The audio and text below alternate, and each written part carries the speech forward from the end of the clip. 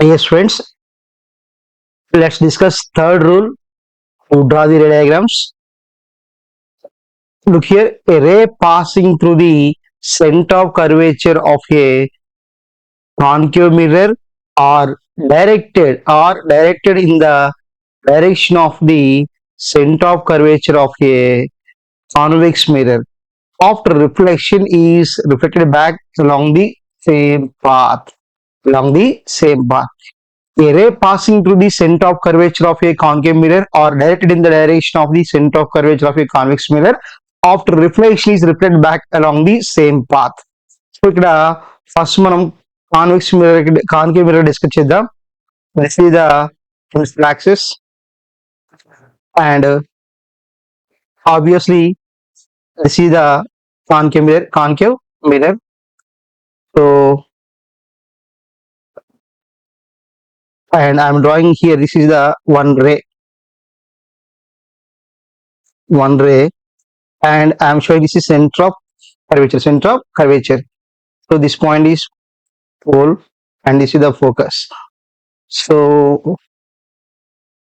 this is the incident ray. What is incident ray?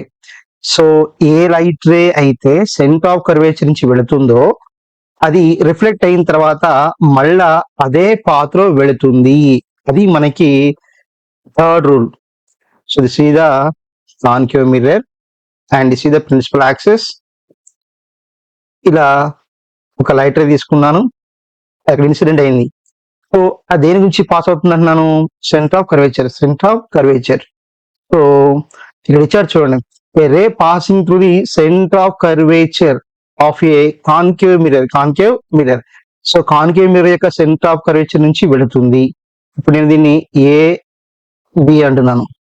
So ఇక్కడ AB అనేది what is incident ray. So మనకు తెలిసిందే కదా, ఇది నాన్ రిఫ్లెక్టెడ్ సర్ఫేస్.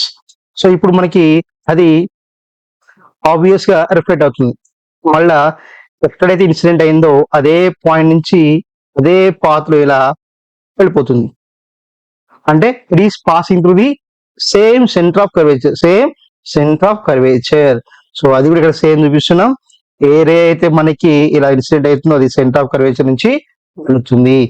సింపుల్ గా this is the incident ray and that is also reflected ray. So ఇది మనకి rule number 3 and very easy one to remember. అవుతుందా? కాన్కేవ్ మిర్రర్ సంబంధించి ఏ incident ray గుండా ఏ సెంటర్ ఆఫ్ కర్వేచర్ గుండా incident ray వెళుతుందో అదే centre of curvature నుంచి reflected రే వెళుతుంది. క్లియర్? సో ఇప్పుడు మనము ఇదే విషయాన్ని కాన్వెక్స్ చూద్దాం.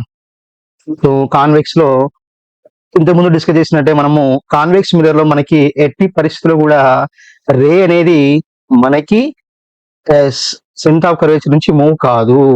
ఏమన్నాడు? Directed in the direction of the centre of curvature.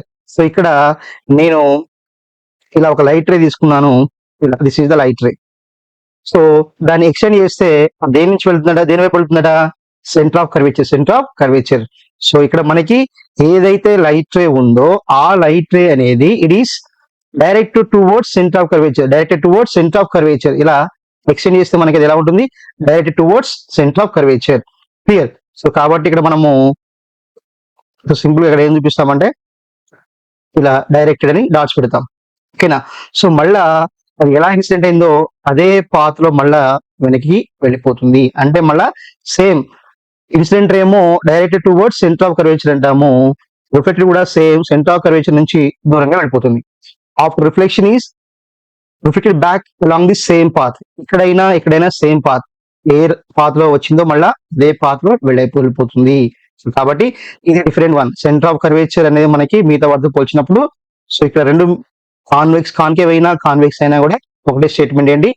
Light ray అనేది సెంటర్ ఆఫ్ కర్వేచర్ నుంచి మూవ్ అయితే రిఫ్లెక్ట్ అయిన తర్వాత కూడా అదే దాని నుంచి వెళుతుంది. సో ఇది మనకి గుర్తుంచుకోండి. This is rule number 3. Clear?